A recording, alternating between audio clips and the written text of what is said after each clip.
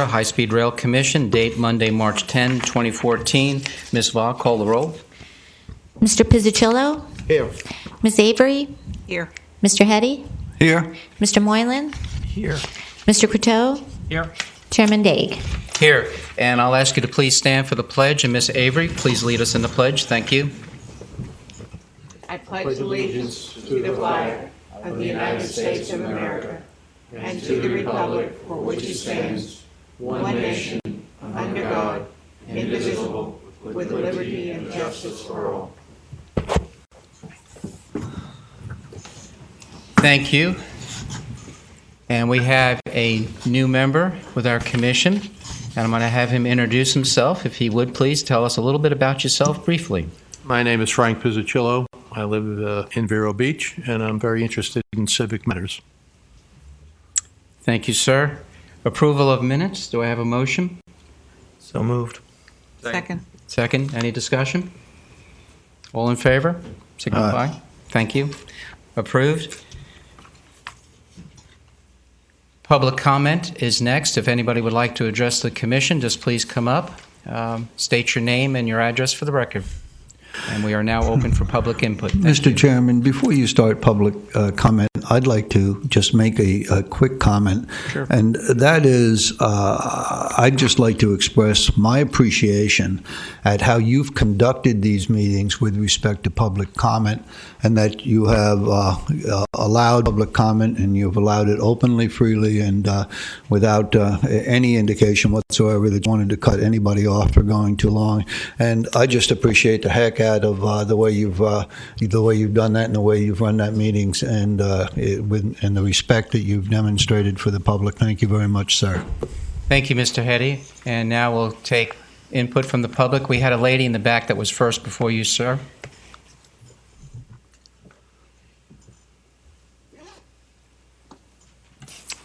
Good afternoon, everyone. I'm Phyllis Fry. I reside at 275 Date Palm Road in Vero Beach. I really appreciate what you're doing here. I've been out of the county a lot, and you all have been here working hard. I know this is a difficult subject. We don't have a lot of leeway, but I know that you're doing the very best for this city that you can, and for the folks who live here. We recall that back in December of 2013, the City Council voted no to 750. I don't know how many of you remember that or what that is about, but this is all interrelated. And because I've spent the last almost 2 years was living with 750, I have wanted to put some of it into context for you, because the railroad and 750 are interconnected. In October of 2012, Victor Dover, architect and project leader for 750 and officer of the Congress for New Urbanism, stated in the county chamber, quote, "We intend to bring millions of passengers by mass transit from Miami, Fort Lauderdale, and Palm Beach to use your parks and beaches," end quote. That was a stunning statement for a community that chooses to live in a low-density population area. Well, they're back. 750 is coming to implement its plan a scant 17 miles away in Sebastian, because Sebastian is still in the plan. Ushered in by All Aboard Florida, they intend to designate a train stop and build their clusters of low-income, HUD, high-rise, stack-and-pack, high-density population, sustainable communities, which really means upward sprawl. A specialty of architect Victor Dover's. As a bonus, since the DOT wants us out of our cars, these high-density population high-rises will be built without garages adjacent to mass transit. All Aboard Florida and 750 have a symbiotic relationship. One cannot survive without the other. In a passionate letter to the Federal Railroad Administration, Michael Busha, Executive Director of Treasure Coast Regional Planning Council, wrote, quote, "The AAF project will help encourage compact, mixed-use development and redevelopment to encourage a higher density and intensity of development," end quote. Mr. Bush is also an officer of the Congress of New Urbanism, which shares an office with the Treasure Coast Regional Planning Council. So, the cancer that is 750 will metastasize from Sebastian into Vero Beach, brought to you courtesy of All Aboard Florida. It's important to note that the Treasure Coast Regional Planning Council has been co-opted by 750 with its chairman, Peter O'Brien, fully on board with 750's plan for upward sprawl and All Aboard Florida's plan to populate our area. Mr. Wolf of All Aboard Florida is a member of the 750 Executive Committee that will be the facilitator of this housing and transportation package, all funded by combined grants from HUD, DOT, and EPA, your tax dollars. It is a plan that's so good, it's going to require the full force of the federal government to inflict it upon us, and when you start playing hardball with HUD and the DOT, you'll find out how hard that ball really is. So if you like your single-family home and your car, you can keep it, period. Not one passenger rail service in the United States operates at a profit. In Florida, we have Tri-Rail in debt for $30 million. Amtrak is subsidized at 90 cents on the dollar and is hemorrhaging money, and there's no ridership. In 3 states, Amtrak has now turned to the taxpayers for a bailout. Now we want to add a third rail service that has asked for $1.5 billion loan in taxpayer money. Why would we do that? And when they fail, as all others have, the burden of payoff will fall on the taxpayers' backs. I'd like to leave you with a few more facts. According to the U.S. DOT's National Transit Database, rail transit lines use more energy and create more pollution than passenger cars. The U.S. Department of Energy's Transportation Energy Book states that each mile of urban highway carries far more passenger miles and freight ton miles of travel than 1 mile of rail line. The cost per passenger mile of public transportation is 5 to 9 times more costly than private transportation alternatives. Passenger mass transit has never been self-supporting and has always operated at a loss. 750 and the DOT's plan to convert travel from automobiles to mass transit is a malinvestment. Please tell me why anyone would make such a bad decision. It is a plan to fill the planners' pockets with taxpayers' dollars. Anyone wanting more information about this relationship between 750 and All Aboard Florida, please go to our website, ac4, PR.org, and attend the North County Sebastian Library Public Information Forum this Saturday, March 15th at 10 a.m. Thank you. Mr. Chairman, Phyllis, if I might, I said out in the lobby, thank you for all your work, and I sincerely mean that, and I think that the community owes you a debt of gratitude, whether they agree with you or disagree with you. You bring facts out, and you show some of the interconnections.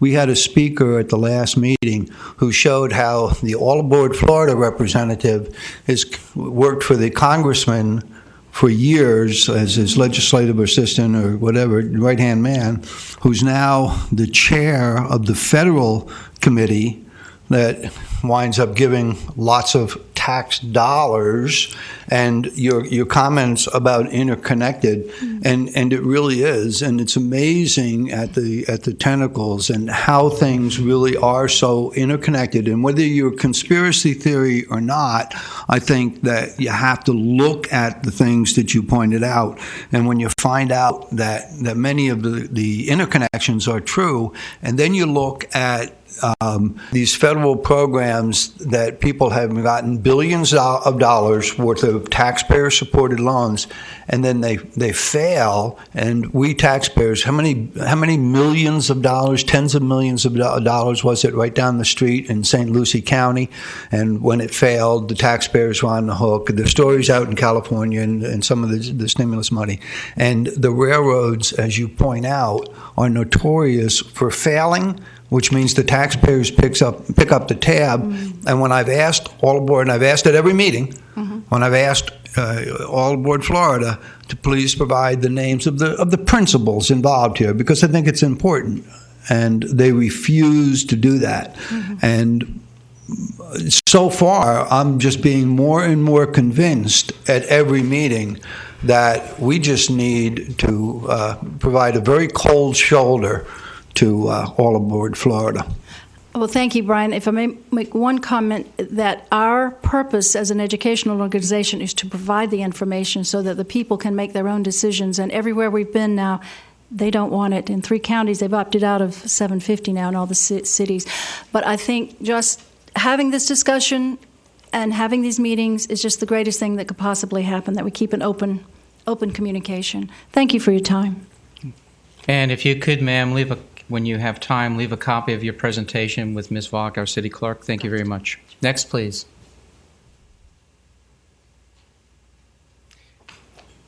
Ma'am, could you just wait? This gentleman wanted to. It's okay? Okay, thank you very much. You're welcome.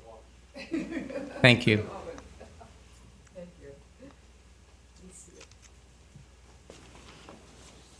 I just wanted to speak again. Oh, Melinda Meikle, 1612 West Camino del Rio. I wanted to speak again because last time I was unprepared and I was asking about a couple questions about how much the tickets would cost for, going this route. And I guess it's going to be commensurate with taking the airline flights. So I went home and I checked out the airline schedules, and for airlines, the average would be $200 flight from Orlando to Miami. At that rate, they should be able to project how many riders they need to break even or make a profit. So I think that's important, because are we going to be held, as you're saying, with the subsidies or the... So I had questions. Will, if they're not subsidized now, if they're a private railroad, will they be subsidized in the future? Will taxpayers be left holding the bag? And will All Aboard Florida be liable for some of our issues? I think that's important to know that. I have a hard time figuring out a family of 4 going to Disney World paying $800 to go to Miami. And with the low cost of a car rental and gasoline, it also precludes them that they would normally be stopping in Vero Beach touring our beautiful community. They're not going to be doing that if they're taking three-hour fast speed down to Miami. So I noticed also Mr. Roberts, when he gave his presentation at the MPO, they have the 5 principles that so does the National Rail Plan has, and so does, I believe, Department of Transportation, safety, energy, and they say trains consume 21% less energy. I don't know if that's, I think it's debatable. Livable communities, this always comes up. Encourage efficient land use. Now, why do trains encourage efficient land use? I think it's important to know that. That word is kind of a buzzword for a lot of these different programs. Livable communities. Economic growth improves regional interconnectivity. Now, in Vero Beach, we will be jeopardized and not enhanced because we are a tourist and a retirement community. Environment reduces greenhouse gases and pollutants. This is not an accurate goal since the U.S. emissions are now down to 1992 levels. So today I received a notice that Martin County is really up in arms about this because they feel their little downtown is going to be destroyed. So they were going to go, AFF, American Florida Railroad, was going to go give a presentation to their commissioners. Now they've sent a notice that the FRA is completing an environmental impact statement that will be available for the public review later this year. And they will have some hearings during the summer. Now, to me, the idea of an environmental impact study is to be decided before you go. I mean, aren't they doing the flip side? Aren't you supposed to have the environmental impact approved before you go this far and do all this? Well, now later this year is what they're doing. They're putting it back.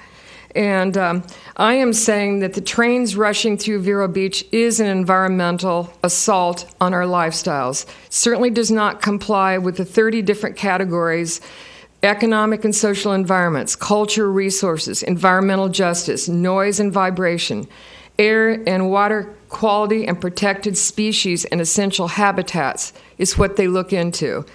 My contention is a number of those things will be jeopardized. Now, in the very beginning, All Aboard Florida had 2 routes that they were considering, and one of them was to follow the turnpike.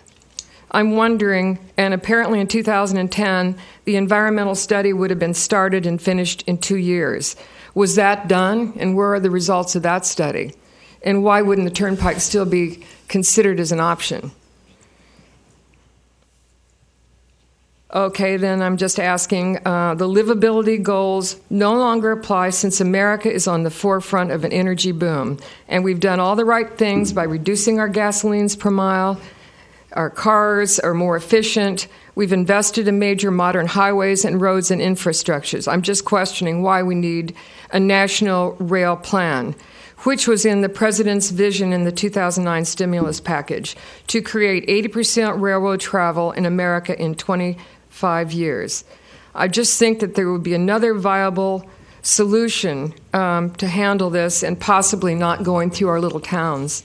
Because the idea of jumping on a train and going down to Miami for lunch is not really what this is all about. Thank you. Yeah, Mr. Chairman, could we have the city clerk request from All Aboard Florida the study that she referred to? If they're willing to share that with us, then maybe that would give us some answers as to why they chose this route as opposed to the other. They haven't been willing to share much information with us, but at least if Tammy or this commission makes it a request, they can deny it if they want. But is the committee good with asking for that? I have no problem with asking for the study. All right, thank you.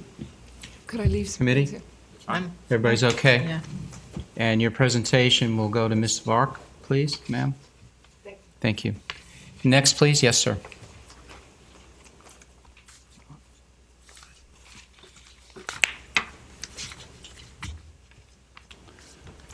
My name is Skip Wood. I live at 726 Royal Palm Place, and I'd like to congratulate the two commenters so far. They're much more articulate, have a much broader perspective than I do, and I simply have one question. What's in it for Vero Beach?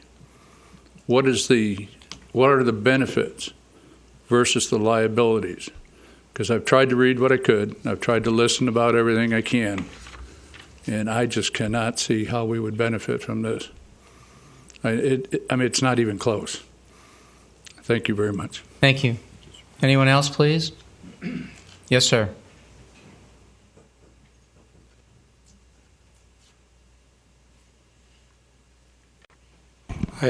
I'm Haynes Mandel, 2715 52nd Avenue. I hadn't come here to plan to say anything, just to listen. I would like to say, though, I'm not categorically opposed to high-speed trains, although the prospect of them going through town at the speeds we've heard about is bothersome to me. But if we had some public transportation to these other places, other than having to drive on the interstate highway that has more fatalities per mile than any other highway in the United States, it would be beneficial. I've written several letters to the folks at AAF with the suggestion that their plan to run 16 trains a day each way be amended to have maybe the first train stop in Cocoa, pick up folks, next train in Melbourne, the next one in Vero, and the next one at Port St. Lucie. That way there would be some intermediate service. It would have something to offer to the communities who are in the area. So far I've never had a response, but I would just like to throw that out as a thought. We have no other transportation of that nature. I've been sitting here since the last train pulled out on January 22nd, 1962, waiting for what is now Amtrak. And Amtrak, the state of Florida and the Florida East Coast, apparently came to terms 2 years ago this month, but it's never even been written in the papers. So if we had a little more public transportation, I think it would be beneficial for everybody. Thank you. Thank you very much. Anyone else for public input? Mr. Chair. Go ahead, ma'am. I just wanted to say each time we have a meeting, there are a lot of new faces here in the audience, and I appreciate everybody that comes out for the meetings, but I think it might be beneficial at the beginning of each meeting for perhaps you to give an overview of what our job is, because our job here on this commission has nothing to do with whether or not we block All Aboard Florida, whether or not we have only a couple of choices, and we're not up here to make a choice as to whether or not they come. It's the impact that they will have, and they have explained to us that because it is a high-speed rail, they're not going to make stops. So, maybe it would be helpful for those who are attending for us to give a brief overview of what our job is. Okay. Anyone else? Yeah, Mr. Chairman, you're certainly welcome to give the brief overview as Penny requested. I would just hasten to add that if you're going to do that you also need to give the minority opinion. I think that Penny and I look at this in totally different ways. I don't think that we're restricted as a commission from only a couple of choices. I think that if after careful deliberations this committee would find that the best possible thing we could do is do everything we could to stop it, then I think that that's the recommendation we should give to City Council. I don't agree with the Chamber of Commerce point of view, but I think that they come at it from a different perspective. They are looking out for business. That's their business, is to look out for business. And even in the construction phase, All Aboard Florida would bring business to our community. But I don't necessarily think that that's a good thing. And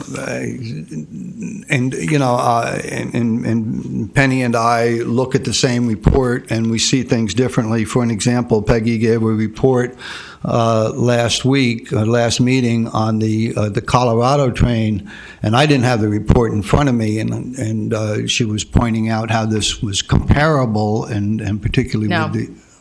You're inaccurate. Okay. What'd you say then? Because I don't want to be inaccurate. Well, first of all, you're inaccurate about a couple of things. There was a resolution that the city put forth that provided the job that we all do. That is what I'm referring to here. And the Chamber has no position on this. We're gathering facts just like everyone else, so we have not taken a position. Our charge is limited to a couple of different conclusions? Well, the resolution asked us to look at a couple of different things, and I think that the city attorney explained our duties when we had our first meeting. And I would agree with that. I presented the question to, at that point, the assistant city attorney regarding the power of this commission, or for that matter, the city for that, to prevent All Aboard Florida from coming in, or any sort of regulatory action that this commission could take or the city could take. I think it's important for everybody to voice their opinion in any form that they have an opinion. Mm-hmm. And I sympathize with people and empathize with people's concerns regarding the train. But we also must be frank. This commission, and I would agree probably that the city has very limited power to prevent All Aboard Florida from coming through. What I think that this commission's charge is and should be is to present a recommendation to the city on how to best deal with that train coming. If the train is unsuccessful, then it is a blessing for all those who don't want it here. If the train is successful, then apparently it's going to be a blessing for All Aboard Florida. But what we need to be wary of and be understanding of is, at this point, the business plan that All Aboard Florida has presented in public, or the limited part of that business plan that they have presented, suggests that they're coming soon. And I urge the members of this commission that we need to come up with a plan to present to the commission. And that plan may be that we need to voice stronger that we oppose All Aboard Florida, and ask the commission to approach our state representatives, to approach our members in Congress, to approach the administration and ask them any way that they can step in that the city of Vero Beach doesn't want this to happen. But what people must realize is All Aboard Florida is a private entity. Even if they do take tax money, it does not change the fact that they're a private entity. And we need to be prepared as a community that this train is coming. So as much as I do think that people should take the opportunity to share how they feel in their opposition to this, we also as a committee have to take that charge. And I think that's what that resolution speaks to. And as much as energy as we can spend here in these hours that we spend, we need to start moving forward to come up with a plan to present to the city, because that's what the city has asked us to do. And that's what I'm here to spend my time to do. And I believe the other members of the committee are doing that as well. So I do understand that this committee can make a recommendation to the city, and I recognize that we are opposed to All Aboard Florida. But it would be very short of us and very short-sighted if we don't follow through with the directive that's set forth in that resolution. Mr. Chairman, I'm not against All Aboard Florida. I'm not against All Aboard Florida coming through town, but I don't have a predetermined concept of what the ultimate recommendation to City Council will be. And that's good that we have different opinions on the council. With respect to whether or not we can stop it or not, we were told by All Aboard Florida, and our city attorney voiced some opinions, and okay, that's fine. We're told by All Aboard Florida. We're told about the law, and I asked for, from All Aboard Florida, show me. Show me the law that says that you can do whatever you want through the middle of our downtown. I asked for the city attorney. I've asked for, show me the case law where railroads are allowed to run through towns and do anything they want. And I don't think that case law does exist. And when you go back and you do some of the research, for example, the town that Penny talked about at the last meeting, where they did, and this is out in Colorado, and they did do something with respect to quiet zones. I pointed out that the average speed was probably 35, and I was told no. Well, I went back and looked at the report from that town, and the fact is that there's a 10-mile-an-hour speed limit when they enter the town. They only come into that town at 10 miles an hour, and there's a maximum speed in that town of 45. So they gunned it the minute they came into the town. They probably wouldn't hit 35 by the time they hit the last crossing. So I think that it's important to look into some of the details rather than say, hey, some other town did it, or rather than say, well, look, there's nothing we can do about it. We do need to look at the details. I'm not opposed to them, but I certainly do hear the speakers, and they certainly have asked for answers from All Aboard Florida that would answer the question of the speakers that are clearly against and All Aboard Florida doesn't want to provide the answers. And to me, that's so many red flags are being raised here about the viability of this, and I don't want to see the taxpayers of this community saddled with an expense of, I've seen reports where communities, $10,000 for every single intersection in their town. That's just the maintenance, and millions of dollars of additional cost that the taxpayers have to dig into their pockets for. And I'm just not sure that the taxpayers in our community aren't already tapped out, and then if All Aboard Florida wants to come through our town and they have the legal authority to do it, that's fine. But put it through our town and put it through in a safe way, and don't ask the taxpayers to chip in, because this is a private enterprise that they expect to make some money. I think taxpayers are tapped out on supporting and subsidizing private enterprise. Mr. Daig. Thank you. I had been handed this prior to the meeting, the response to the questions that this committee posed earlier, and I have several comments and questions.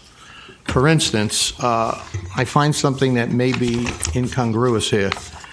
The one answer was, we can be flexible on the timing of reimbursement to accommodate budget cycles, so they're looking for money. However, on the last page, the question was, who will pay for upgrades to the railroad crossing? Their answer was, All Aboard Florida has voluntarily agreed to pay for safety improvements associated with the project. Isn't there something amiss there, or am I missing something? At the earlier meetings, they explained that they were willing to pay for the safety upgrades as required by the FAR, the Federal Railroad guidelines. Okay. What they wouldn't pay for is quiet zones, because quiet zones weren't mandated by the FAR. And that's, I think, what that somewhat quick answer is to what could be a lengthy question. Okay. But yeah, they did come in and say they also for those members who weren't here before, they also agreed that if the city were to close any crossings that would be required under the FAR to be upgraded for safety as a result of the high-speed rail, that they would contribute. I think they originally said shared, but Mr. Hetty got them to the point where they said they would give 100% of the savings back to the city. Okay. At the point at which the chairman is willing to talk about new business, I do have a proposal for new business. Okay. I had some other questions. Go right ahead. You have to understand I'm new here. Go. I've been here 30 minutes. Go. The EIS, the Environmental Impact Study, do we have any idea when that will be submitted to us? No, we don't. Can we press them? It's not done Yes, yet. we can. They're in the process, and that's, somebody said, I think it was Phyllis, somebody said, isn't the cart before the horse here? But yeah, the environmental impact study is not complete yet. Well, that's why I raised the question. That should raise a big red It should flag. be complete before we take another breath. Of course. Well, and we also want to be included in that study with our concerns. And Oh, yeah. We'll speak about that in a little bit. Go ahead, Sarah, if you have more questions. Yes, I had. The answer they gave here was, the question was, is there a possibility of track elevation? Their answer, elevating the tracks is not possible. My question is why? They don't want to pay for it. Short answer, we asked them. He just said no. Remember, we're dealing with a private enterprise. Go ahead with more questions. Well, and then if I could add to that, I would think also that in a community where we've been so very careful about height, I just can't imagine that the city council would approve an elevation to come right through the middle of town. Well, I'm thinking in terms of safety and getting people to a hospital within 5 minutes. That's what I'm thinking about. Yes. Another thing that was pointed out is how quickly the trains travel. I So when saw we've that asked, in the report. when we've asked about those safety, just as you're saying, we've all been concerned about the safety and getting people across the tracks if need be to the hospital, and we're Well, I talking think it has seconds. to be, in my mind, that's my number one concern. Right, and I think the rest of the group here. Thank you. Public input is still open. I saw a hand out in the public. Yes, sir. Come right up.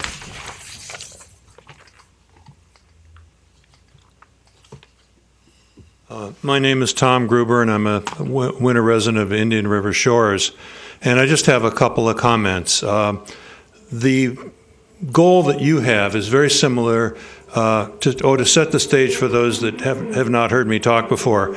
I chaired a mitigation committee which had the same functions that you folks have for a project, a commuter rail extension project that took place on the South Shore of Boston. And in chairing that, and then subsequently I worked on the construction representing the town for 3 years. But and the mitigation committee was a volunteer. The working with the town during construction was a paid undertaking. But essentially, we took the same position that I hear you taking, and that is that if the train is going to come, what we need to do is to get the best deal for our citizens that we can. And we had a lot of groups in the community who were bound and determined they were going to stop the rail project.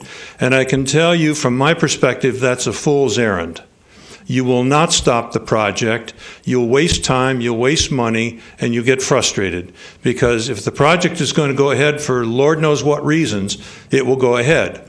The Achilles heel, and where you have to attack, and I don't mean that word deviously, but your only place where you can get mitigation for all of these things that are going to happen to our community is through the EIS process and the Section 106 process. And the quicker you focus on that and get your ducks in a row and decide, because they've got a lot of things that you have no idea they're going to do. For example, in their noise analysis, they use something called LDN, which stands for loudness day-night. And what they essentially do is they average the loudness over a 24-hour period, which is akin to a person drowning in a lake with an average depth of 6 inches. I mean, so you have to understand these are all things that go on in this process. But I think if there are things that Vero Beach wants to get out of the train, I think you've got to lay a solid groundwork with lots of real data and not feelings. I mean, I can understand when people get upset and they have strong feelings, but you've got to be able to back that up with solid information. And without that, you don't have a chance. And as I've mentioned before, we went into these environmental hearings with a system that blew horns, and we came out with a hornless system paid for by the railroad, and the upkeep is paid for by the railroad.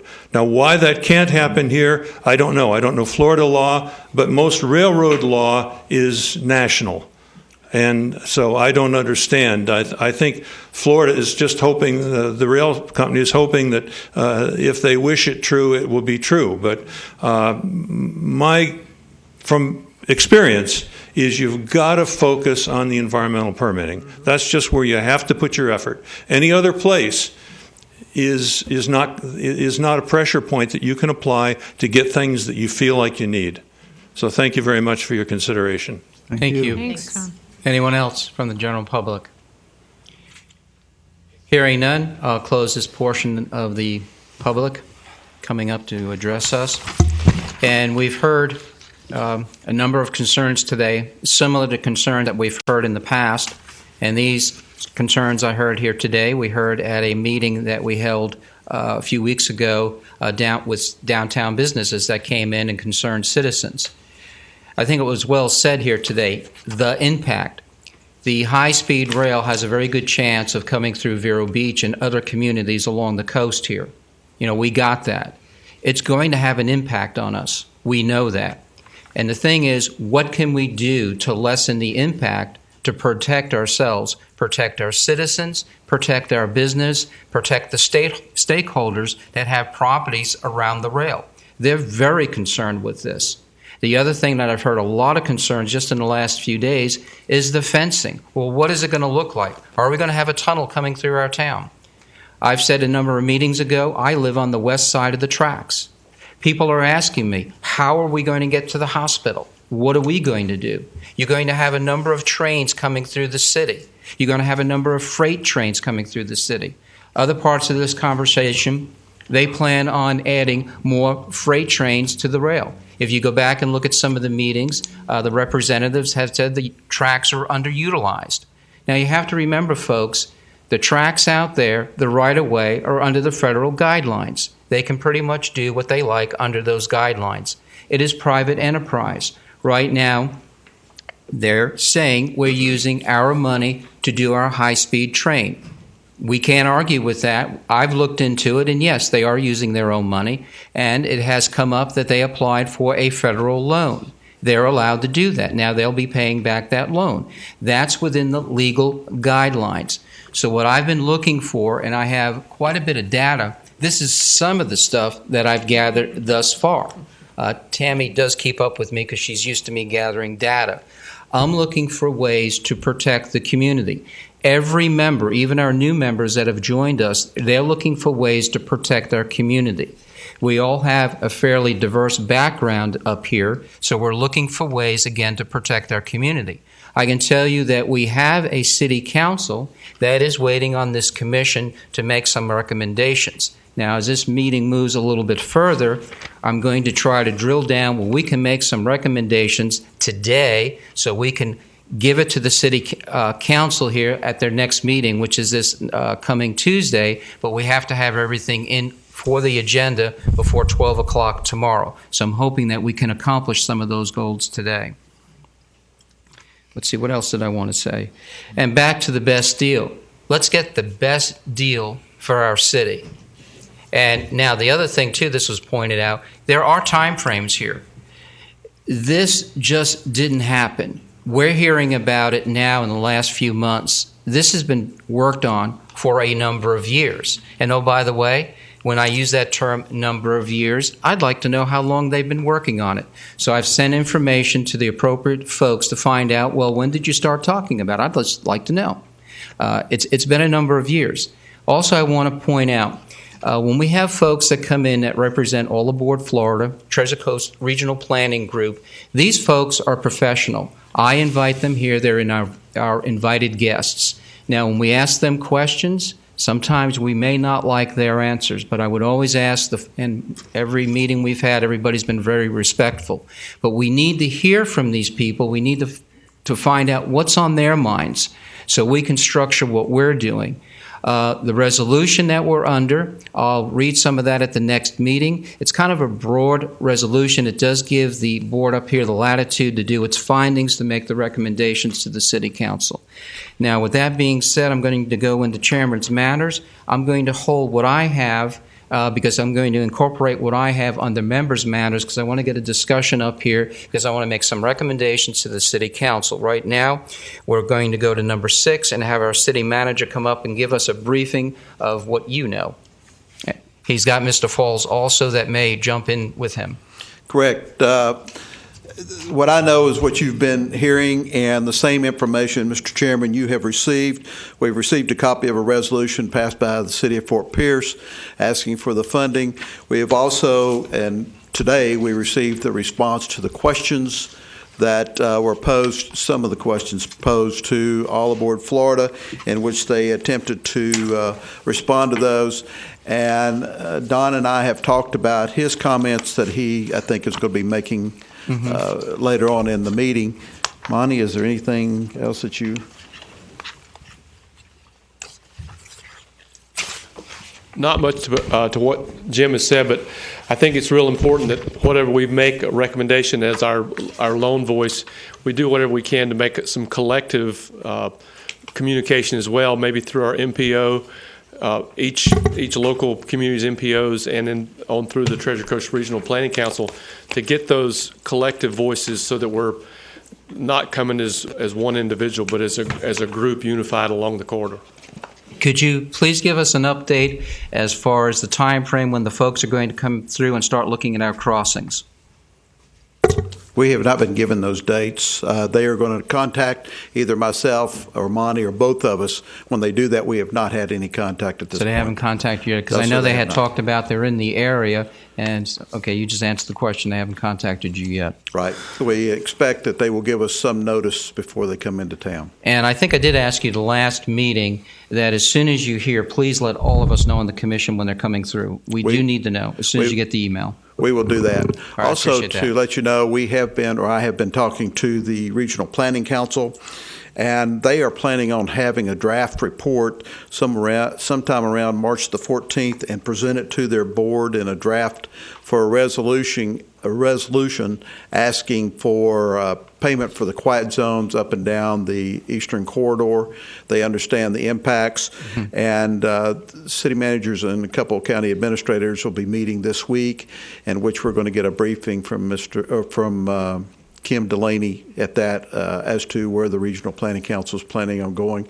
But it's my understanding they're going to try to take up that position on the on funding. And Senator Negron, as you've probably read and heard in some of the newspapers, he is also looking for funding, understanding the impact it's going to hit our area. It's also the EIS. What I'm being told is that hopefully by May there will be a draft EIS that we can look for. And I'm not sure how that time schedule is going. It's my understanding the way that's done is All Aboard Florida has to pay for it, but it actually is done through a consultant for the Federal Railroad Administration, and then it's done in that form. Okay. Won't there be any hearings? Yes, there are supposed to be hearings. When the draft comes out, they will set up hearings. And I was told that ours will probably be in Fort Pierce, but nobody has given me any dates or times for that. Thank you, Mr. City Manager. Anything else, Mr. Falls? Thank you, Mr. Falls. No, I'll I also just, say... Ken, I just want to point out that the city manager talked about not receiving anything back. And to me, that's been pretty consistent.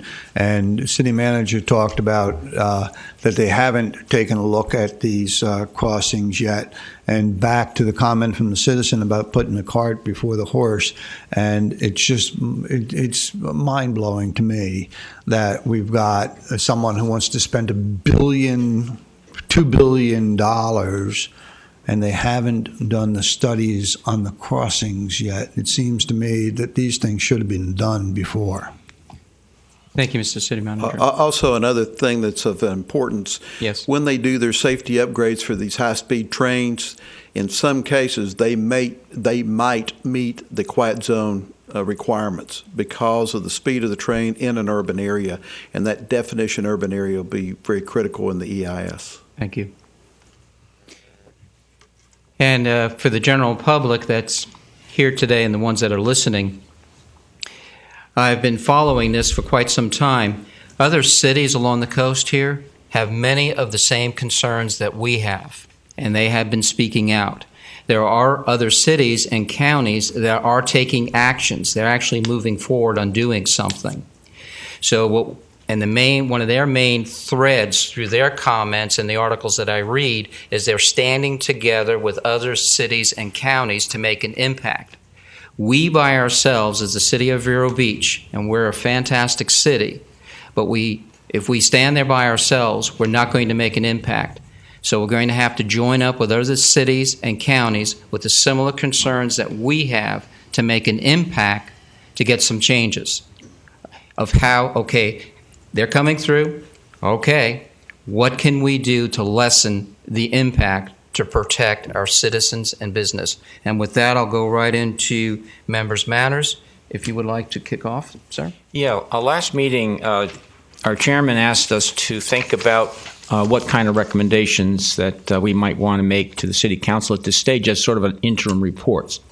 And so knowing that it would be very difficult in a public meeting with 5 people who haven't talked to each other at all, to come up with some sort of a statement, I made an attempt to draft something for the consideration, which we can cut and paste to whatever we want with, but as a way of trying to get some statement of what I think many of us might want to support. And I emailed a copy of that, or a copy of it was emailed to all of you. And if you, Chairman's permission, I could read it so that the public would know what we're talking about. I would appreciate that. And then we can decide what we want to do with that, whether they'll say, no, that's a ridiculous proposal and we'll do something different, or yeah, I like it, but I like to add this or take that out or what have you. Basically, this is a draft interim report to the City Council from the City of Vero Beach High-Speed Rail Commission. The City Council appointed the High-Speed Rail Commission to review the potential impact the planned all-aboard Florida high-speed rail project would have on the city and to make recommendations for possible actions by the City Council to mitigate that impact. The High-Speed Rail Commission has held numerous public meetings, received public comment, questioned AAF representatives about the planned project, and investigated the legal responsibilities of the various involved parties. Our interim findings are outlined below. 1. The planned project will impact the city in 3 basic ways. The doubling of train speed from under 50 miles an hour to as high as 110 miles an hour, doubling the number of tracks from 1 to 2, and tripling the frequency of train traffic from 18 freight trains daily to 50 combined freight and passenger trains daily. These changes in use of the train right-of-way will cause considerable increases in noise, as each train is required to sound loud horns at least 3 times for each road crossing. The creation of quiet zones to mitigate this noise is legally the responsibility of the city. 3, significant disruptions of vehicular traffic within the city may occur with the increases in train traffic. This could only be avoided by elevating the tracks. All Aboard Florida has stated that this is not possible. 4, public safety may be compromised significantly with the increase in train velocity. Any safety measures, such as fencing or reduced train speed required by the federal government, will be the responsibility of All Aboard Florida. The following actions by the City Council are recommended at this time. 1, the city should prepare staff to comment on any proposed environmental impact statement that is published by the federal government. Any comments should be coordinated with the other urban communities that will be impacted by this project. 2, the city should investigate the various alternatives for the creation of quiet zones and develop a comprehensive cost estimate to accomplish this. A specific cost estimate is necessary before any application for financial assistance can be filed with the state or federal governments. This estimate could be developed by staff or a consultant. A consultant estimate of $20,000 has been presented to develop this cost estimate. Once a cost estimate is complete, the city should apply to the state of Florida and the federal government for financial assistance to install quiet zones. We understand that 50% matching grants may be available, and these grants are called Tiger grants. 4, at the same time, the city should encourage our elected representatives to change state statutes to require that the All Aboard Florida bear the cost of quiet zones in urban areas where the trains will not be stopping. The elected state representatives of the other urban communities where the trains will not be stopping should also be encouraged to support this initiative. 5, the city may want to consider hire a consultant or having staff investigate the public safety of high-speed trains in an urban setting and recommend safety measures needed for the specific situation at Vero Beach. This could prove valuable for the city to make a case when commenting on the environmental impact statement draft. And then finally, the High-Speed Rail Commission will continue to meet and will make a final report at the appropriate time. Comments, members? Mr. Hetty? Yeah, I hear you on the impact and the speeds and doubling the tracks and the frequency. And we have a citizen here who has pointed out at a couple of meetings that these are the kinds of questions that we need to be asking, that they be included in the environmental impact studies. And Mr. Chairman, if you're looking to come up with a resolution for today, several of the things that Don has mentioned are things that the City Council would properly ask to be answered in the environmental study. I don't agree with Don that the quiet zones are something that is going to happen. Maybe, maybe not. I'm not convinced the train's going to happen. But I think that we probably don't need $20,000 worth of consultant fees to come up with some questions for the environmental impact. There certainly is vibration. There certainly is historical buildings within the vibration and the noise zone of the train, and the impact on these historical buildings. It's All Aboard Florida that has the responsibility to answer the questions about the impact on these, and I think that in consideration of what Don has said, in consideration of what the citizen has said, that we need to make a recommendation to City Council that they need to be involved in this environmental impact study, and that they need to ask questions. And some of the questions that All Aboard Florida has just refused to answer need to be part of the what the City Council asks from the environmental impact study. Mr. Mullane? Yeah, thank you. First I want to thank you for spending the time to write that. It was articulate and well written. Thank you. I believe it's on point at this stage in our findings. I would tell you the only concern I would have is the hope to change the state law to prevent this from happening or prevent them. I don't necessarily know, and not giving a legal opinion, but I don't necessarily know if the state law is going to rule in that respect. Obviously, we could hope that the federal law would change. I don't think that's going to happen, unfortunately, in the near term. I do think it's on point. My urging would be, and as part of the new business, which I'd like to approach the chairman about at the proper time, is also regarding other safety measures and more regarding the fencing. But I think right now, at this point, from what we've found so far, I think it is on point, and I would agree that is a wise report to send. Ms. Chandler? The only other thing, thanks, Don, for putting it together, the only other thing I would like to at least have a discussion about is one of the things that we were told that we could make a recommendation on would be the closure of any of the crossings and the cost savings that would create for the community itself. If, in fact, we had to pay for quiet zones and then for further maintenance of quiet zones. And I guess even the maintenance that you have right now within the city, I think Monty or Jim, you indicated it was $17,000 a year, though it was not a line item in the budget that we spend right now on maintenance. So I would suggest that we at least have that discussion about the closure And we've mentioned in several previous meetings the closure of the area that flies in. What is it? The flyover. From southbound US 1 onto 14th Avenue. That's a possibility of a closure. So I think that we have to take that into consideration. And then as far as the comment that we have the city be prepared with questions, I think it's more than questions that we need to be prepared with when it comes to the environmental impact study. I think that we have to be able to go in with data and information. This isn't going to be a Q&A. It's going to be that we get to see their report, and if we disagree with that report, that we have firm data that we can take before the body that is going to present the environmental impact study.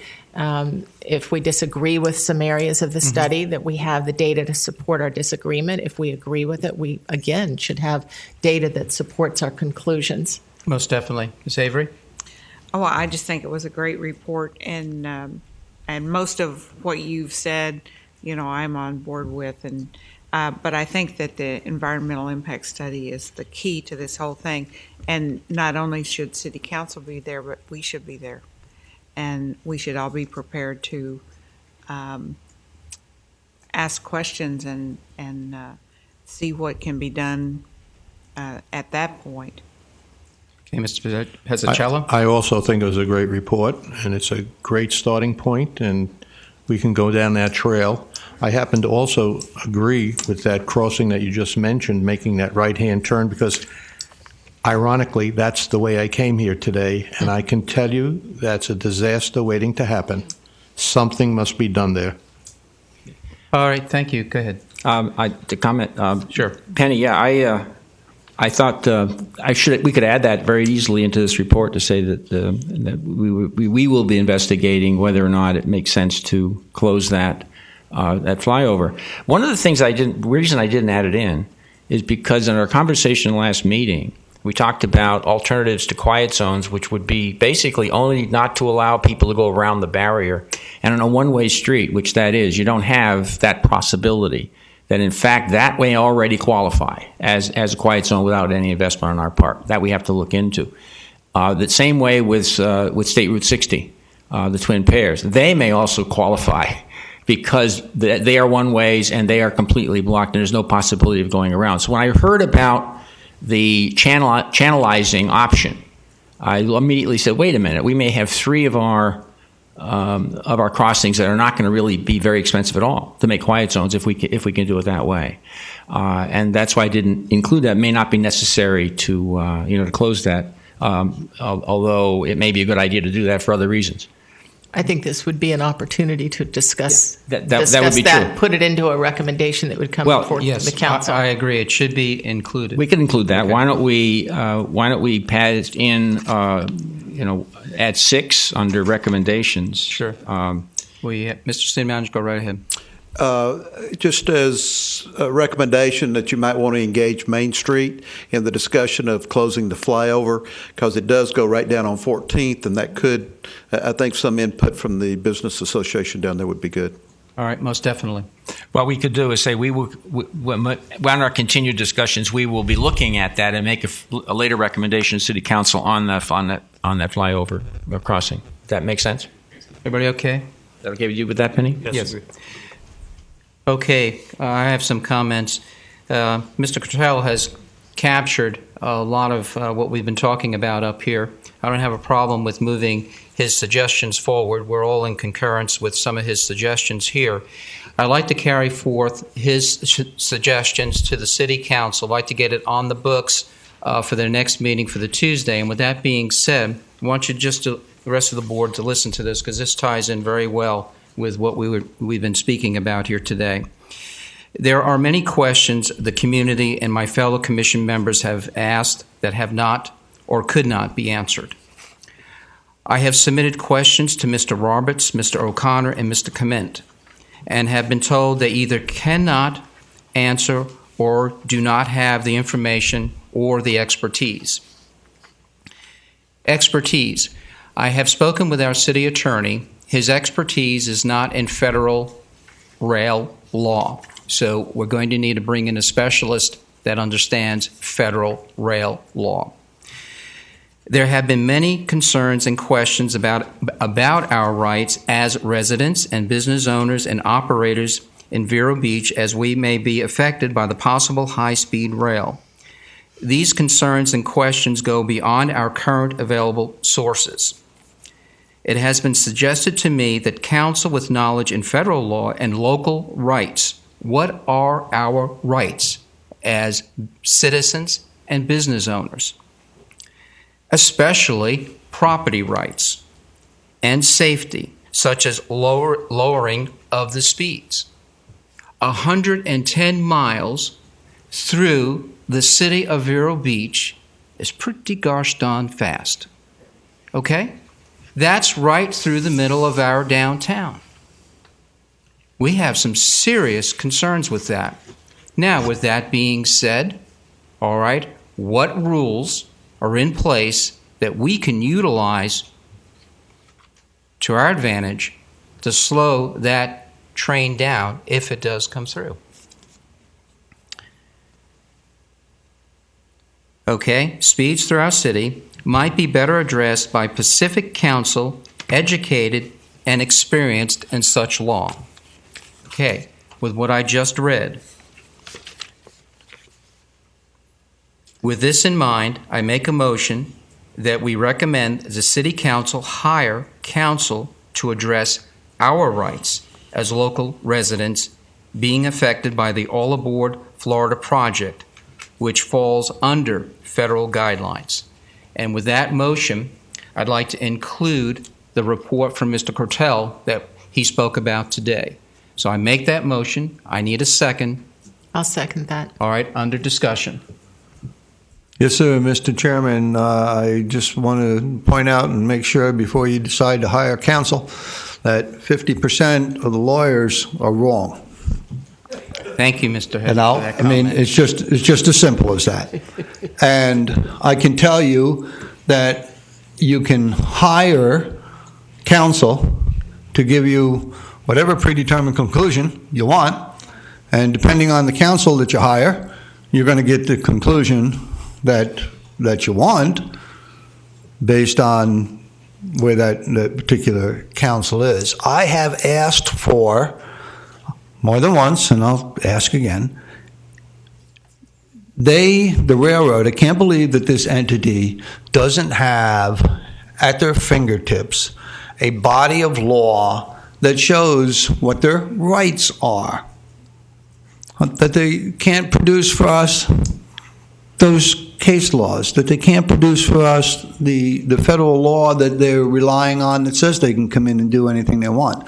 And when I ask for these things, I get stone silence. And rather than have the taxpayers reach into their pocket and pay tens of thousands of dollars, lawyers are expensive, that maybe if we just told All Aboard Florida that we need to have some answers. Maybe if we filed a report with the body that's responsible for an environmental impact study and told them that, hey, we're a community here and we're getting zero answers from the train from All Aboard Florida, maybe that'd have some impact on the environmental impact study. And I just don't see the benefit to the community as a whole to hire a lawyer who's probably already in one corner or the other. And duly noted. And Mr. Mullane is an attorney, correct, sir? Yeah. Okay, thank you. So we have a lawyer here on the bench. Let me just point out that there's a difference between a lawyer and an attorney. You know what the difference is, don't you? Almost. Okay. Most definitely. But your comments are duly noted. And with that being said, Mr. Chairman, go ahead. To some extent, I agree with Brian. I've dealt with attorneys over 40 years in a career with government. Understood. And if you really want to delay a process, get the lawyers involved. And so if our goal here is to delay this, that might be one way of going about it. And I also I'm going to simplify what you said. There are two kinds of lawyers. There are yes lawyers and there are no lawyers. and you can hire a lawyer to take one side or the other, and you decide whether you want a yes lawyer or no lawyer. But once you get that involved, you are going to have, first of all, a lot of money being spent, and I'm not sure whether or not we'd have any real benefit to the city or the community from that. I highly respect your recommendation on this, but I really don't think we should make a hard recommendation at this time to the city to spend money to hire attorneys when right now it's not a legal issue we're fighting. It's an issue in terms of what people are willing to pay for. When we get to the environmental impact statement and we find problems there, then I think we may at that point say, "Oh, we're not being satisfied here." That might be the time we might want to get attorneys involved. Mr. Chairman. Yeah, I think your perspective is right on. I think that, unfortunately, you're not going to find too many lawyers that have that kind of background, and the need for something like that may be exactly what the city needs. I think it might be wise to see what the EIS's initial recommendations are. I'm not holding my breath that we're going to be pleasantly surprised that they're going to recommend to beef up all the zones here to the level of a quiet zone, but at the point at which we may not have a problem yet, I do believe we will. I don't think that's going to happen, but. And with that being said, once this goes to the City Council, it's a recommendation. They would have their discussion and they would decide what they would like to do. And they could take a number of positions on this, and there are only a few attorneys groups that handle this type of law. And they may not be ready to make a commitment as of yet, but at least they can get an idea of costs and also a scope of work. The idea with this, folks, is to be ready to go. So we have to have things lined up. Not spending any money as of yet, but if, let's say they actually do come through here in a very few short months, and they've been working on this a number of years. We're kind of catching up to this. So the council's going to need time to look into it. They may get some numbers from attorneys' firms. They may not want to do anything. But what they're waiting on from us is a recommendation. All this is, we're an advisory board. This begins the process to get moving. We can take these points that we've heard today from our assistant chair, put them included for their next meeting, then they can act upon it. They're all taking a very active interest in what's going on here because a lot of concerns have come to their ears. And I've heard from many, many people, they want to know what their rights are. Now, none of us up here, I certainly can't, say to business owners, okay, this is your rights, here's what you can do. I can't answer that because I'm not a lawyer. They're going to want to know. And the days are coming. It's getting shortened here. They've been watching these meetings, and they would like some action. And now they're looking for the city council to do something. So I am going to call the question today to see if I have support. Go ahead, Ms. Chandler. Could I ask you to read it one more time? The short version? The short version. Yeah, short version. All right. I explained why I was getting ready to recommend the city attorney look into counsel that handles this type of law. Here's the motion. With this in mind, I make a motion that we recommend that the City Council hire counsel to address our rights as local residents being affected by All Aboard Florida project, which falls under the federal guidelines. I have a question. Sure. Do we have a budget that we can spend money? This is completely, we make a recommendation. It could go to the City Council. And I'll go really way out here on a limb. They could take a look at this recommendation. They could take a look at the report that the assistant chair did here and say, we're not ready to do anything yet. That's under their prerogative. But at least this gets things rolling along here. Again, remember, please, this train situation has been moving for a number of years. Other cities, other counties, they're already working on doing things to protect themselves. They have brought in legal counsel. And I know there's a diverse thoughts on hiring legal counsel.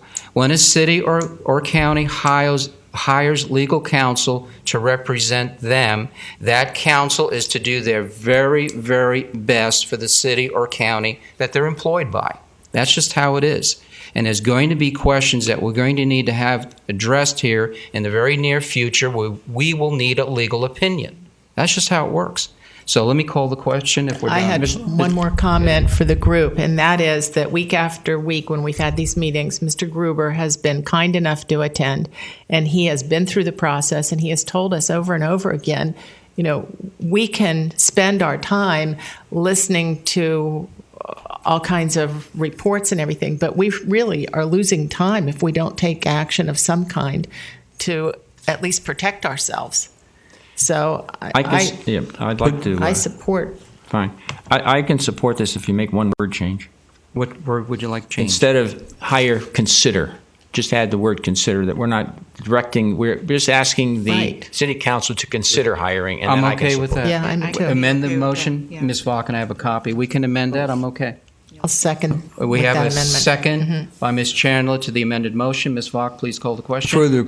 Further discussion, Mr. Chairman. I understand the position that's pretty clear, but once again, we're putting the cart before the horse. We've heard, and some citizens get up and they say things, and I kind of question a little bit, whether they know what they're talking about, or whether they have good information, or whether they're just coming at it from a perspective of stopping something or whatever. And there's other citizens that get up and give some facts that, if you listen, they certainly have some valid comments. And I think that, and I'm not trying to place one citizen's credibility above the other, but one citizen has stood up repeatedly and told us, look, what you need to do is you need to have some impact on the environmental impact study. And I think that the direction that you're taking with hiring a lawyer is wasting tax dollars, and that if we want to spend tax dollars, if that's what we really want, then what we need to do is we need to have somebody spend time and effort at having the environmental impact study impacted by the questions that we have for this. And that's long before you hire or long before you spend money on a lawyer. And with that being said, and thank you, Mr. Hetty, for your thoughts. They're very important. With that being said, when you're working, number one, you have a private enterprise here.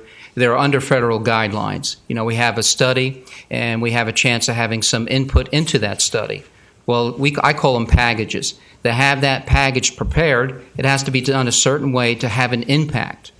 And that's what folks expect us to do. And you do need the proper attorney to do that. Now, we've heard some very, very good input from a lot of our citizens that have come in here the last few meetings. I've been out in the community a lot. People want, and here's what's really been coming to my ears. What are our rights? What are our legal rights? Who's going to tell us? We want to hear from the proper authorities. They want to know. And they all heard about this study. Well, how do we get input into this study as a community to make an impact? Now, with the study, I just don't want to be hanging out on the edge of the study. I want our concerns packaged properly and be included in that study, so as it goes up the road here and we're joined up with other cities, it actually makes an impact. And our concerns can be heard. One of the main ones, there's a lot of ones here, the speed. If they're coming through, again, you got a private enterprise here. If they really do come through, how do we slow it down? How do we lessen the impact? Okay, when that comes into our county, people are concerned. We were kind of told, you're going to pretty much lay on that horn till you leave the county. That thing is moving. Okay? That really concerns people. We have downtown business owners that are stakeholders. They have been busting their backs getting their properties up and running. We've had an economic downturn, things are picking up, and they're concerned that this is going to put a hurting on them. And I tell you right now, I spend a lot of time on my feet talking to people. They want some answers. Okay? So with that, call the question. One thing, The report that I recommend, I assume this motion includes the change that we made to my motion, which would Yes, be it does. item 6, and I put some wording in, so we have the wording. We're actually okay. approving. The HRSC will be evaluating possible closing of the flyover crossing between 26th Street and 23rd Street. Ms. Chandler, does that meet your needs? It does. Thank you. I think that there are some things that we can be requesting, and I just would like the minutes to reflect that in addition to questioning the speed at which they're coming through the town, none of us have questioned the number of trains coming through. You know, we've sort of taken that for granted. So if this is going to happen, do we have an impact on that number? Does it have to be 32? Can it be 10? Can it be 5? Can it be another number? And then another thing that came up when we were talking a few weeks ago about the environmental impact study being done and some of the considerations that that study would be taking when completed. One of the areas was historic properties. And I think that's another one of those areas that we need to be prepared that whoever, if we're making a recommendation like this, that I would just like it to be reflected that that's one of the areas that we need to be considering as well. That's why this is an interim report, not a final report. Okay. This actually gets us going because some of the council members are patiently waiting for us to give them some recommendations, and they need time to mull it around. As I said, they have a meeting coming up here this coming Tuesday, and I have enough time before noontime tomorrow. I'll be here talking to Mrs. Vach to get it on the agenda. So we do work with time frames. That's the legality of it. Ms. Vach, call the question. Mr. Chairman, One more question. Go ahead. Well, it's not really a question. It's a recommendation to change the motion or to amend the motion that what we do to recommend to the city council is they do whatever, whether it's a lawyer, an attorney, or consultant, whatever. What they do is to immediately look into what we have to do to have an impact on the environmental impact study. And that includes all of the things that Don talked about. And if we're gonna do something, then let's do what we've been told. Let's have an impact on the environmental impact study. If the city council wants to spend some money, fine. Let's have them spend money on impacting the environmental impact study. And I would like to amend the motion to say so. Well, that was the first recommendation of my motion, by the way, was the city should prepare staff to comment on any proposed environmental impact statement that is published by the federal government. Any comments will be coordinated with other urban communities that will be impacted by this project. But published by the government. What I'm hearing is that we need to get involved before this study is published. We can't. My understanding from the process, Mr. Eddy, is that a draft will be formulated. When the draft is published, is I think the term that they're using, it'll be in draft form. Right. They're required to have hearings for public input, and that public input, I think, is what is being addressed. That's exactly the case. All right, Ms. Vach, you can call the roll. Mr. Hetty? No. Mr. Moylan? Yes. Mrs. Chandler? Yes. Mr. Croteau? Yes.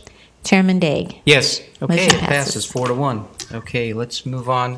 Where are we? Okay, let's get our little agenda. There was something you wanted to come with. I did, if it would be okay. I would like to approach the city manager and ask if it would be okay for him to designate someone to walk the tracks with me that from the city. The purpose of this is that I believe that we need to have an understanding of what fence exists, what barriers exist in the city now. I think it actually was the city manager who originally pointed out that it may be premature to spend any money on quiet zones because we don't know if this train is going to be viable or not. And a lot of people here have spoken about the lack of a business plan to understand whether they have a viable business plan. But what I do know is every day a minimum of 18 freight trains come through this city. And what I do know is there's a possibility of more freight trains coming. If All Aboard Florida is willing to share in the costs or the savings for the closing of streets or for any contribution they made before the first train comes through the city. I think the city has to look at what is the best way we can utilize any funds we capture. And there's a clear benefit to making our community safer. And fencing has been pointed out by those who have participated in these projects in the Northeast corridors, that fencing is a simple way of doing that. My belief is that whether All Aboard Florida is a viable option or not, I think the city would benefit from a safer rail corridor. What I also believe is that as a part of the environmental study, All Aboard Florida is going to have to put fencing through some, if not all, of Vero Beach. Unfortunately, it is the variety and grade of fencing that's not going to make Vero Beach look any better.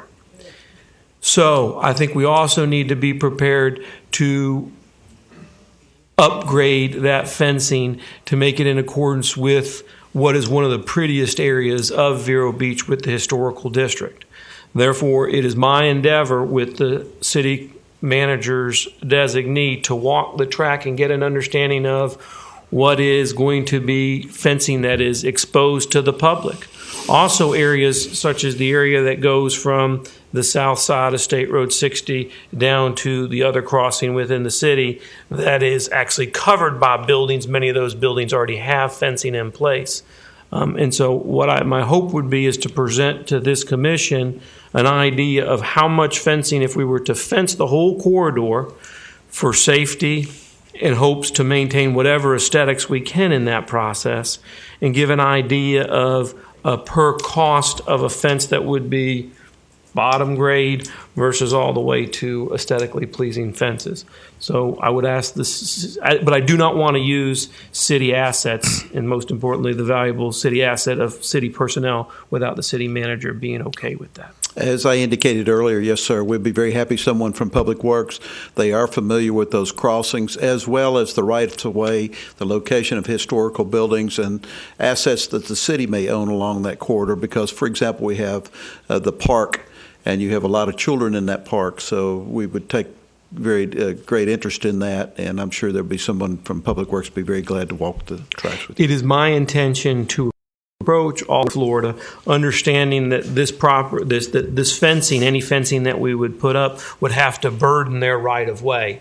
Even it would be on the border, it would be their burden. To be in all candor, this will also require the city to enter maintenance agreements for that property. So it's not, this endeavor of mine would not solely be just the cost of fencing. There will have to be resources utilized for an agreement to burden that right away, as well as a possible maintenance, because obviously diesel automotives going through at whatever speed do create all sorts of wear and tear. Okay, and with that being said, Mr. Molay, I think if we go back in a few meetings, I think we did agree to let you do that. Right. And with that being said, I'd like you to keep in mind with fencing, you use the term upgrade. Please, you're an attorney, check whatever we make suggestions on in updates, do we assume the liability? That's very, very important. When you do some of these changes, the liability can fall back on the city. As we found out from Ms. Kim Delaney at the last meeting, doing our quiet safety zones, we incur some liability with that. And folks heard that out there, and they want to know how much. We have to pay money now as it is with the crossings. It's tax dollars from the city to do the maintenance. And basically how it works with the railroad company, they do their thing, I call it their thing, and then they send you a bill for the crossing. Period. End of statement. There is no negotiations, because that's under the federal guidelines. And we have 8 crossings within the city limits that we deal with. And if you look at the crossing agreements that I have behind me here, each crossing is a little bit different. So there's a little bit different maintenance that can take place at those crossings. Also, if you do meet with the folks from All Aboard Florida, it would be my humble request that you have city staff there, and you also tape the meetings and have minutes done so the rest of the board can hear the conversation. I would prefer that you do not meet alone with them. because things can happen, and you're an attorney, you would understand this. There's one of you and a whole bunch of them. So when you have a room like that, you have the folks on the other side of the issue and just you representing us. Unfortunately, they can say, well, you said this, and you say, well, I don't, but they can say, well, yes, you did. So it's better to have those meetings taped. So if you don't mind doing that. Or I'll just do it in writing, which is probably the diligent way of doing it. My thing is, as long as there's minutes taken and a recording done, because if you do choose to meet with them, I'm okay with that. And as for the liability, I think obviously when you do an agreement, there's a way to address that without. There you go. And I wanted you to be aware of that. So in your research, you can present that to us. Okay, there's a liability factor in that it's going to cost you all this much, because our taxpayers, especially our business owners, they're asking, well, how much is this going to cost us? They're coming through. There's a cost impact. We want to know, and they want the answers. Okay, Ken, let me just give you an opinion. Sure. Now, with respect to it's a legal opinion or not, I can tell you that it's not an illegal opinion.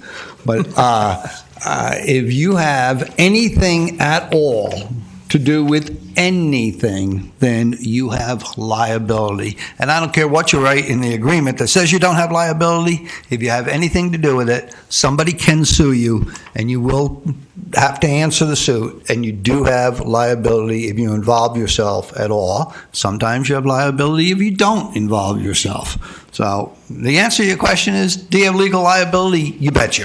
Mr. Daig. Go right ahead, sir. Again, being a newcomer, has this commission asked the police department to do some kind of an evaluation? And have we had that done? We asked for a report of all accidents that have happened along this rail right-of-way going back a few years, so that we do have that information in our files. Have they done anything in terms of the channeling, with that thought in mind, the channeling of possible traffic? Well, that's something would be appropriate for Monty's people to take a look at as opposed to the police. Yeah. And we have reports on the channeling, and there's some written reports that came out. I'm sure the city clerk can get you those reports. Okay, thank you. And if you would like to catch up, I would.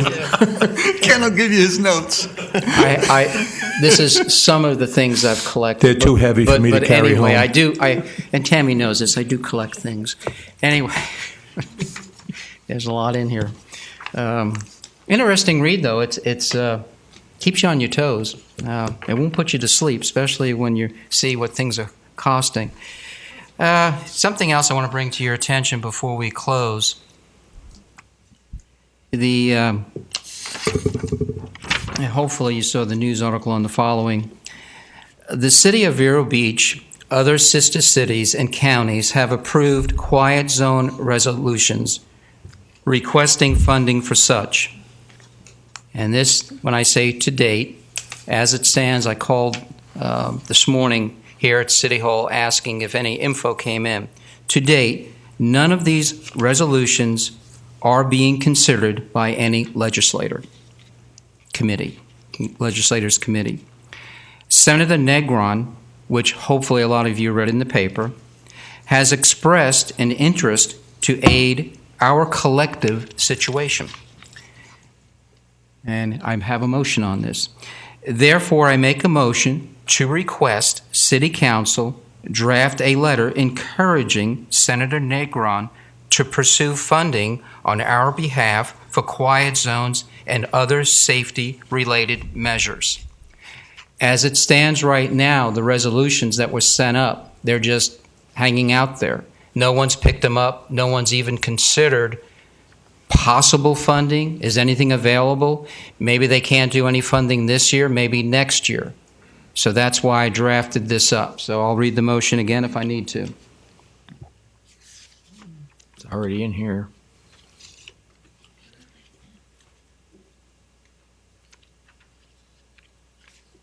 All right.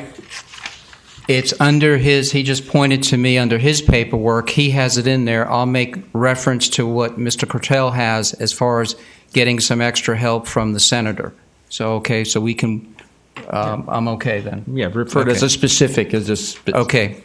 All right, now with that being said, I will be standing before the City Council. I'll put myself under public input to bring some of this information forward at our next city council member meeting.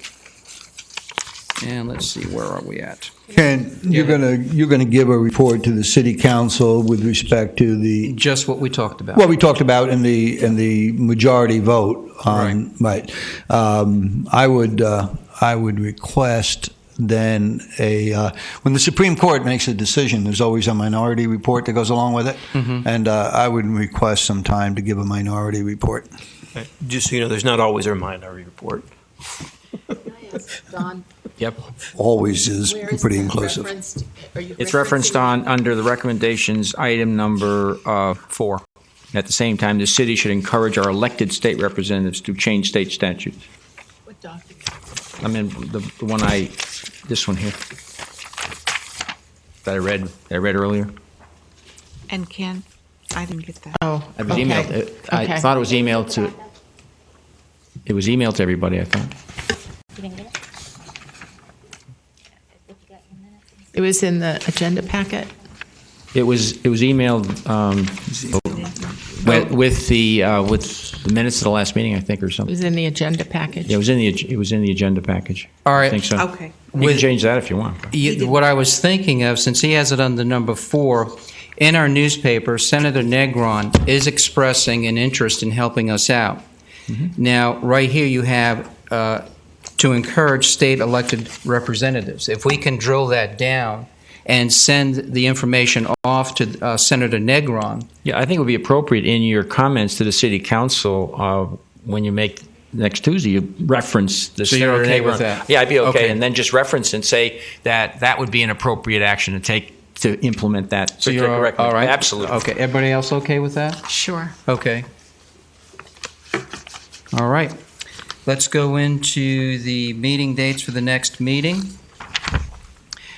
March 26, 2014 at 4 o'clock. April 16, 2014 at 4. Any other? April what? April 16? 16. 26 and then 16. Okay. Yeah. Any other concerns from Both at commission 4? members? Both at 4? Both at 4. March 26th. All and meetings April. as it stands now are at 4. At Any 4. other concerns from commission members? Hearing none, I'll entertain a motion for adjournment. So moved. I have a second. Second. All right, we're done. Thank you very much.